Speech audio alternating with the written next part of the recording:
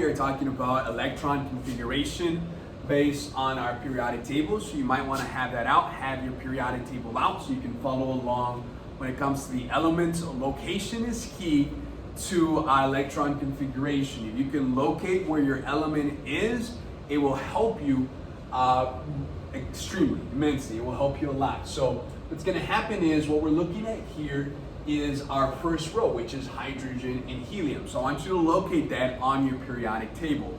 Locate hydrogen and then locate helium. You'll notice that they are both in the first row. When we talk about rows, we're talking this way. That is a row. A column, that's important for you to know, is this way. So once again, we're looking at rows and columns. Hydrogen and helium are in your first row. So therefore they carry the quantum number 1, which also tells you the principal energy level. So they are in row number 1. Then, as you recall, your first orbital, which is S, is the shape. So because they are the first two, they carry, of course, the first orbital that is available. And then the smaller number will tell you how many electrons there are in the particular orbital. Because this is the simplest one, it's hydrogen, element number 1. It also carries the simplest electron configuration, which means that it's in the first row. It also is the first orbital available, and it has the smallest amount of electrons. It's only 1. Look at the small number, it always tells you what element it is. I told you that in the previous video. Element number 1 is hydrogen. Let's look over at helium. Very, very similar to hydrogen, simply because it's the one right after it. For the first set of elements, that will be the general rule. They'll be very familiar to each other, very close to each other in their electron configuration. So helium, of course, row number 1, first orbital available. It also has 2. Remember the s orbital, and every orbital actually can have up to 2 electrons maximum. Now S only has 1 total orbital. Each orbital can have up to 2. 1 times 2 is 2. So it can only have a maximum of 2 up here. For S, you're always going to see 1 or 2 as the small number with your orbitals. No more than that. You're never going to have S3, S4, S5, none of that. S always goes up to 2 because there's only 1 S orbital, and each orbital can only carry a maximum of 2 electrons in the shell.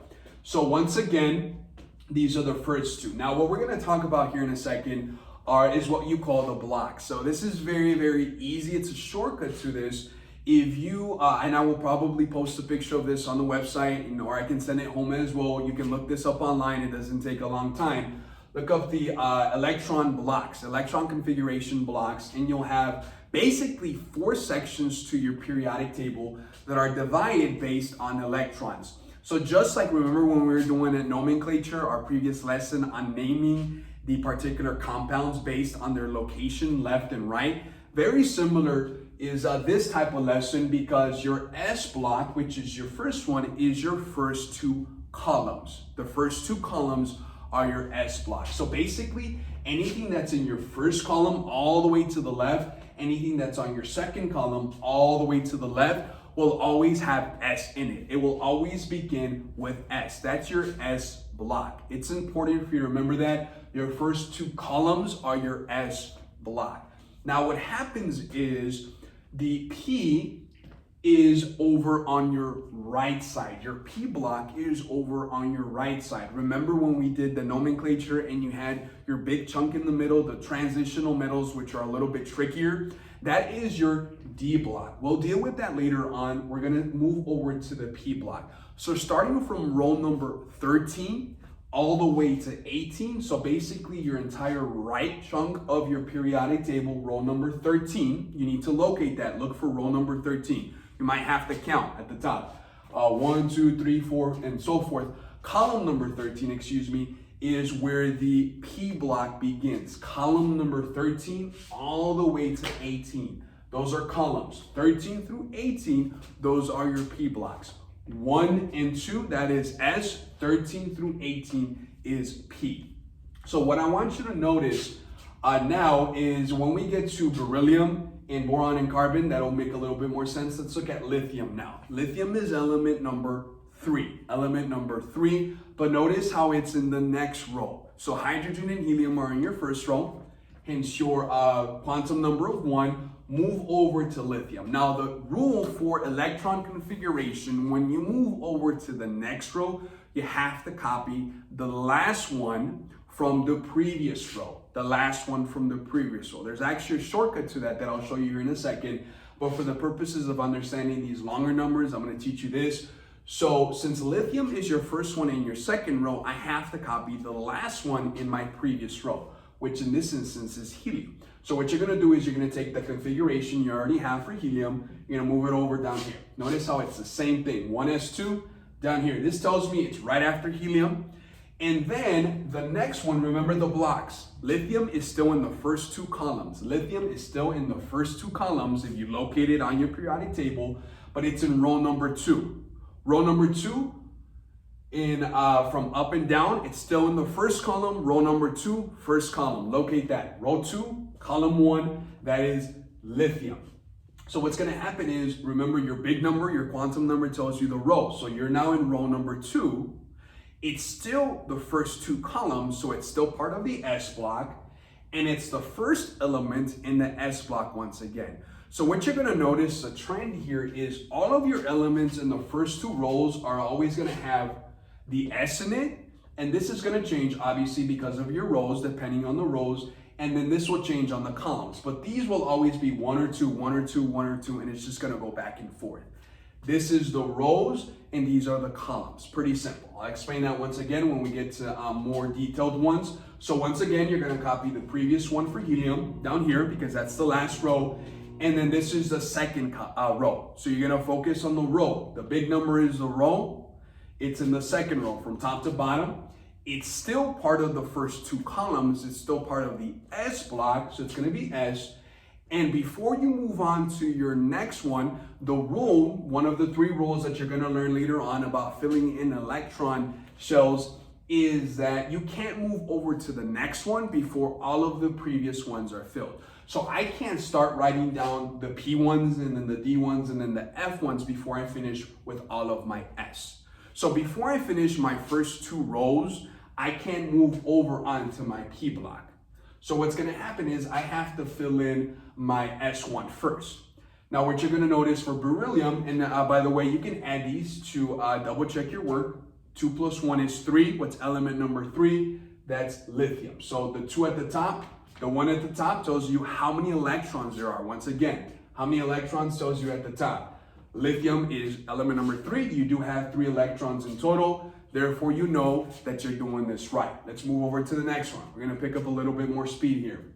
Beryllium. Once again, locate beryllium. What row and what column? You'll notice that beryllium is in row number 2. I've copied down the last one from the previous row. Once again, 1s2 down here. That's a given. It's always there. And what's going to happen is you're going to look at the next number. Oh, it's 2. Therefore, it must be in row number 2. And it is. Locate beryllium. It's in row number 2. Column, it's in one of the first 2 columns. One of the first 2 columns. So once again, it's still part of the S block. Now, because it's in the second column, second row, second column, my second one's going to be filled in. It's one after this. Notice what you're doing for the first couple of elements is you're just extending the configuration and you're just adding 1 more electron because that's what happens. As a quick reminder, remember that the number of protons equals your number of electrons. So if the atomic number of beryllium is 4, then it has 4 electrons once again. 2 plus 2 is 4. I'm doing this correct. This is, once again, it tells me it's in row number 2, column number 2. Pretty simple. How do you know it's the first 2? Because the S is to the furthest left. Row 2, column 2. Let's look at a little bit more trickier one. Let's look at boron, which once again is just the next element. It's element number 5. But if you locate it on the periodic table, you'll notice that it's not all the way until the right side of your table. It's actually in row number 13. Remember what I told you earlier? Once you reach number 13, the row, or the column, excuse me, I keep saying row. The column number 13 on the right side, those are now part of your P block. So once again, it's in column number 13, so you're going to actually start writing down the P's.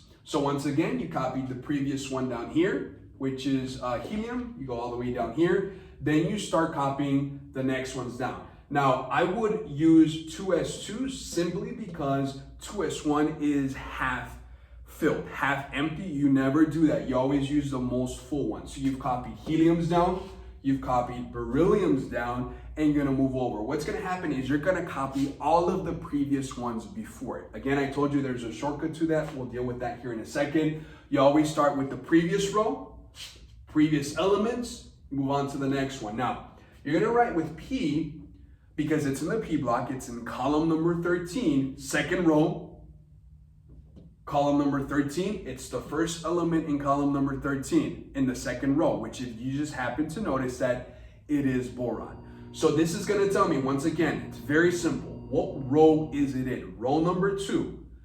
Where's my P block? It starts in column number 13. It's the first one in column number 13. Notice row 2, column 13, that is going to be boron. It's a matter of location. Now double check your work. 2 plus 2 plus 1 is 5. Which element has the atomic number 5? It's going to be boron. Pretty simple. 2 plus 2 plus 1 is 5. Atomic number, element number 5 is boron. Although it looks weird because where did you get the P from? Remember, the location is what matters. S's are always all the way on the left, first 2 rows. P's are all on the right, the further right columns that you see. So let's move over one more example to carbon. Same example, it's just the next element over. What's gonna happen is you're gonna copy the previous row down, your last one, which is 1s2, that's helium. You're gonna bring it down here, 1s2. Then what you're gonna do is you copy all of the previous elements. So this is helium. This is, as you can notice up here, this is beryllium. And then this is the same thing. Second row, P block means it's in my column numbers from 13 and on. It's the second one afterwards. So what's gonna happen is you're gonna count row number 2, column number 13. What's the second one over? Column number 14, which is my next element. Double check your work. 2 plus 2 plus 2, that's 6. Which element carries the atomic number 6? That's going to be carbon. So you know you did that work correctly as well. Let me point out something else. I think I already mentioned this. Your s orbitals can carry up to 2. So the number up here is only going to be 2, up to 2, that's it. Now notice how your p orbitals, you can have up to 3 orbitals, and each one can carry up to 2 electrons. So the largest number you're gonna see with p is actually 6. So you're basically going to continue doing this. So yeah, lithium, beryllium, boron, carbon. The next one would be nitrogen. What's gonna happen is you're gonna copy helium down once again, because that's the previous row. You're gonna copy all of these down. And what's gonna happen is you're going to just add one more to it. So for nitrogen, instead of 2p2, you're just gonna add 2p3. So if there's a 3 up here, 3 plus 2 is 5, plus 2 is 7. Element number 7 is nitrogen. And you're gonna keep doing that. Oxygen is element number 8. Same thing, you're gonna copy the previous row down, you're gonna copy all of this down. Instead of having a 3 here, you're gonna have a 4. Remember, you can go up to 6 here. So once you're done with 6, the next row is gonna come down. This continues the same sequence over and over. It does get lengthier, but the rules still apply. Let me recap really quick. First number is gonna tell you the row. This is gonna tell you the block.